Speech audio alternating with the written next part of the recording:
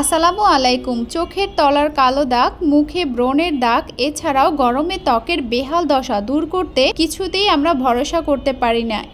এর জন্য আমার কি করণীয়? হ্যাঁ, আমি বলছি কফির কথা। কফি আমাদের ত্বককে সতেজ রাখতে দারুণ ভূমিকা পালন করে। ত্বককে সুস্থ ও সতেজ রাখতে কফি খাওয়ার পাশাপাশি ত্বকের যত্নেও বেশ উপকারী। এছাড়াও রূপচর্চায় কফি ব্যবহার করতে পারেন। চোখের তলার কালো দাগ হালকা করার জন্য কফির গুঁড়োর সঙ্গে আমি কিছু পরিমাণে পানি এবং অল্প একটু চিনি মিশিয়ে একটি প্যাক তৈরি করব।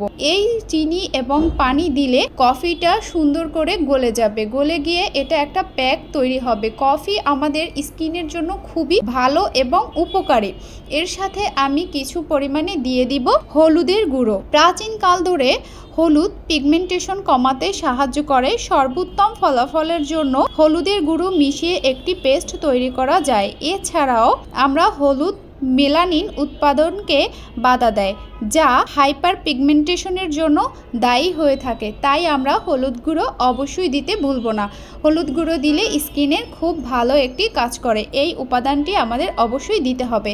এছাড়া এটি দিয়ে আমরা সুন্দর করে নাড়াচাড়া করে প্যাকটি তৈরি করব। সাথে আমি কিছু পরিমাণে দিয়ে দিয়েছি নারিকেল তেল।